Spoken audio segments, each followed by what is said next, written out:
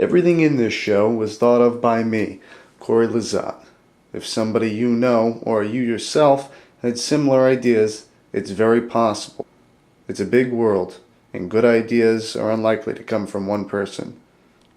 But none of these game ideas are stolen. They are thought of entirely by me.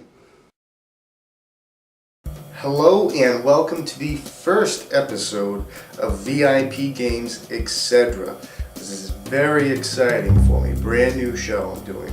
Now, this show works in a way where we present unique and special types of games to people, and the reason they're so unique and special is because I create these games myself.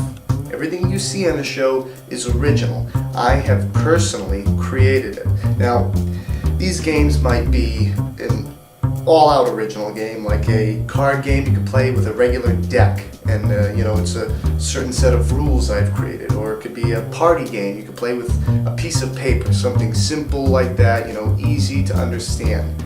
I also do variations on already known games, like board games such as Risk or Clue, and I put my own set of rules in them, and people can play it that way, and it makes things a little different and interesting. Doing variations on already known games is probably the most fun I have creating games, because they're already made, and basically with those all you have to do is make your own set of rules, and since people know the basic rules of how a game is played, you kind of just add to that. So I figured to have my audience better understand how this works, the first episode, today's episode, will be a variation on the classic Monopoly. I love games. It's kind of my thing. Now, Monopoly has been around for years, and it's one of my personal favorites. I play it all the time. The strategy of purchasing and trading properties, it has a different outcome every time you play it, and I love that about it. But I think everybody can agree, it has one flaw, and that's the length. These games can go on for a while, and a lot of people don't like playing it for that long. If you're playing with 3 other people, you might love the game enough to say, hey, I'll play all night and finish it, but the same can't be said for the 3 people you're playing with. They might not have the patience. And this was happening a lot with me and my friends. This made me think, what can you do to spice this game up and make people want to play it for longer? And the answer actually seemed pretty simple. Give everybody a job to keep them busy, just like a job keeps you busy in the real world. Now, jobs are decided at the beginning of the game, and there are 6 of them. Each person takes a turn rolling 1 die. Since there are 6 jobs, then that means each job is assigned to a number on the die. For instance, if you roll a 1, you become a banker. If you roll a 2, you become a repairman. If you roll a 3, you become a loan shark. If you roll a 4, you become a realtor. If you roll a 5, you become a hitman. And if you roll a 6, you become a police officer. Now, the jobs are pretty detailed. I will go over them briefly in the video for you so you can get a gist of what they consist of and how the rules are changed, but I will include a link down below in the description, whatever you call that area, to my Facebook group. There you'll be able to print out a full copy of the rules and the jobs and everything in between. I'll go over the rules briefly right now, and I'll include screenshots of the full rules. That way, while I'm talking, you can read along, and when I'm finished, you can even pause the video and read the full description of the job right there when I'm done talking.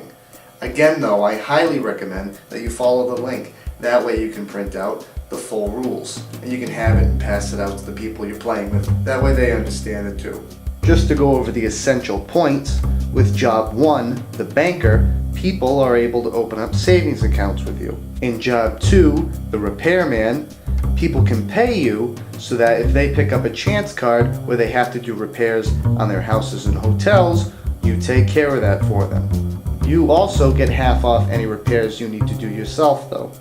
Job 3 is the loan shark. The loan shark can give out loans to people. Job 4 is a realtor.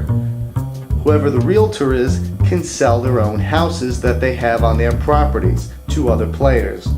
Job 5 is the Hitman. This person can be paid to kill other players. When a player is killed, their properties are deactivated for 3 turns. That means they can collect no rent. Job 6 is the police officer. They can be bribed so that people don't have to pay taxes and go to jail. They, though, if they go to jail, have to pay double the price to get out. Those were just brief descriptions of the jobs. You can pause the video on those pictures so you can read the full directions, or again, you can follow the link. That way you can print out the rules. As you can see, each job had a pro and a con. That keeps the game balanced and on even ground. Now this was a lot of fun when I played it with my friends because it just added a whole new element to it. Not only were you trading and buying and selling properties, but now you had a job you could do. And this was extra money and extra ways to also go bankrupt. So it was a lot of fun. If this still doesn't seem like it's enough to wet your whistle, there are a couple things you could do.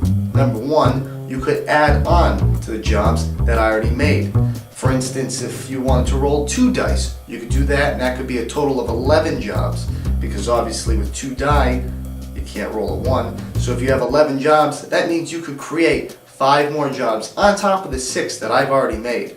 So you could have a lot more fun with it. You could also just wipe out all the jobs I made and just make your own. A lawyer, an accountant, the possibilities are endless.